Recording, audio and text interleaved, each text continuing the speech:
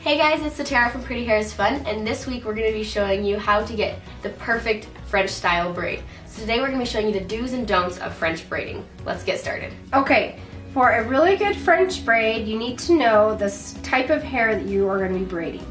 Is it thin? Is it thick?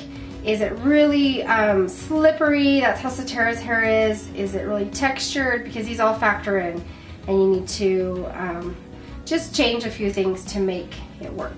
So Tara's hair is really smooth, so it tends to slip out of braids easily. So that's one thing I have to keep in mind. I have to keep a good tight hold on it. If your hair has a lot of curl or body, then it's gonna stay in the braid easier, but it's also gonna look less smooth. So things to keep in mind. If hair is really thin, like on little tiny kids, a French braid is going to be a little more challenging, and you might want to consider doing two, splitting it down the middle, and doing two small French braids. But it's still workable if you want to do one. Where to start? You can start anywhere. You can start up here or clear back here. It just depends on what you want it to look like. So for hers, she's just got this little braid as an accent, so that's just something she's put in. Don't worry about that. I'm going to start right here at her temples and just scoop her hair back to just above the crown of her head up here. And then I'm just going to smooth it back, and if you need to, you can comb this part back if hair is really bumpy. Again, if you want it really smooth and you want to use wet hair, that works well. Wet hair makes it a little bit more challenging when you are braiding for separation, unless the hair is really thin. So again, just things to keep in mind. So for a good French braid, hand placement is the key. It's everything. So I tend to use my thumbs a lot. I'm going to show you how to do a regular French braid to begin with. So I'm going to split it into 3 sections. And I can use my hands one of 2 ways. Either my thumbs on top, or I put my fingers next to the head, like so. So this way, or my thumbs closest to the head. Eventually, I always end up for a French braid putting my fingers next to her head. So that's how I'll start with these, or with this one. So my fingers are next to her head, and you can tell I'm holding her hair tightly against her head to start. And that's important, to not get any gapping and loose hair. So I'm going to start by crossing over my top piece, like so, switching hands. Then I'm going to place my thumb on top of that piece I crossed over, and then I'm going to place my other piece, picking up my first piece and letting go, and then choking up on the hair like so, keeping it tight to her head. And then I'm going to cross over my first piece over the top, and this is where I start adding hair. Then I use my pinkies, and this is where an important part of the French braid happens, is I part my hair, the hair on the head with my pinky, or you can use any finger, but you want to pick up hair clear from the front, and in a straight line you part it all the way to the braid. So many times I see this. They just pick up hair and put it in. So that leaves all of this hair that is in this section loose, that will be dragged into the next piece. So that doesn't make it look very nice and clean. So you want to part it all the way to the braid, and that gives you those nice clean lines. And then after I've done that, then I'll come in, and I just like to finger comb it. You can use a comb if you want. I think that makes it a little bit harder than it needs to be. And if you have bumpy hair, it's okay if it's bumpy. Just depends on what look you're going for. So now that I've crossed that hair over, I've incorporated it in to that top section I have. So I've got 2 sections here. They're separated by this middle section and 1 piece here. So now I come up with my first finger, separate them again, cross this piece over, and once again I'm going to part with my pinky from her face all the way to my braid. Grab it with my other finger and incorporate that in that top piece and just finger comb it in. So now I pick this piece up, the middle one, separate my two sections here and cross it over. And then I do it again. So now I'm going to part off another piece. And an important thing to notice as well, turn your face, sweetie, is I'm only going to go as wide or as deep as these stitches that I'm doing. So this is about an inch, so I'm only going to pick up or part off a section that is that same width. So my lines are always straight going over.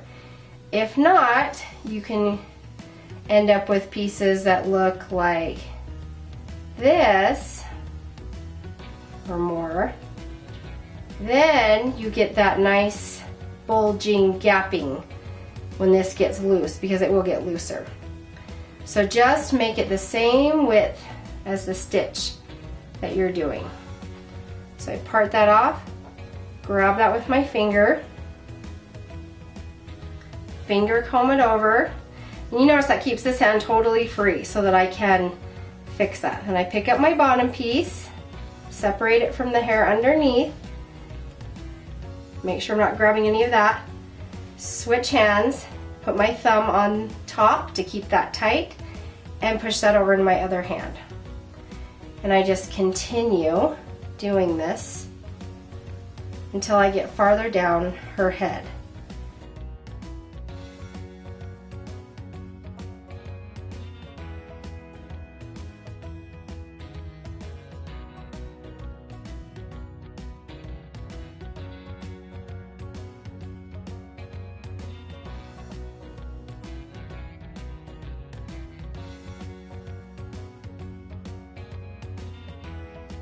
Okay, so now I'm getting down to where we're almost finished and she's got just this much hair left.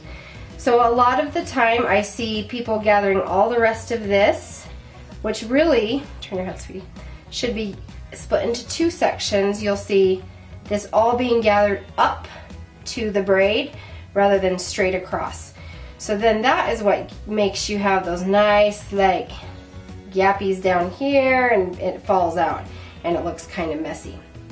So just keep doing the same thing you've been doing. Go straight across.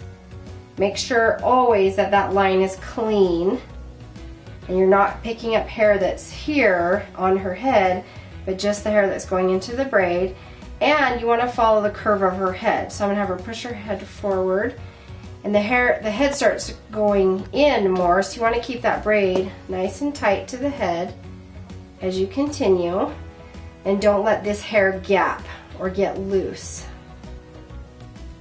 And it will look so much better.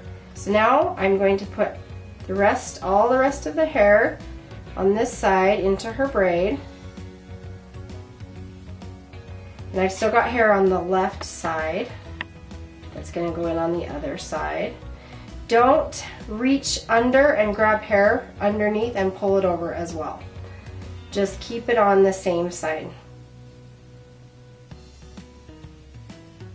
You're noticing how tight I have to keep it because her hair is so slippery.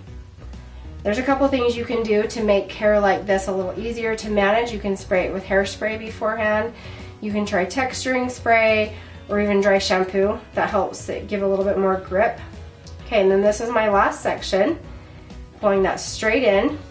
And then I'm going to pull this up close, nice and tight to her head. And sometimes you yank on baby hairs, which you can try not to do too much. And then as I finish off the braid, I keep my fingers still close to her head to keep that braid tight, like so. Then I can sweep out any baby hairs I'm catching. And she's got some layers, so you'll see those start to poke out. Again, that's fine and that's normal. Don't stress about things like that. And just make that braid just as nice and tight as you did the other top section. And then just fasten it off. with a good elastic. Now if you like your braids pulled loosely, this is where you can come in and pull on the braided parts. Don't pull on the pieces that have been brought in, but just on these pieces themselves, and you can pull those nice and wide. We're gonna leave this one tight for now. So you can see how nice and even those lines are into her braid. It's nice and smooth. And this down here isn't gapping at all.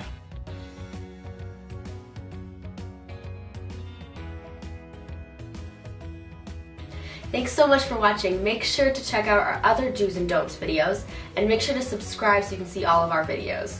Make sure to comment what you want to see down below and give us a thumbs up if you liked this video. We'll see you next time. Bye.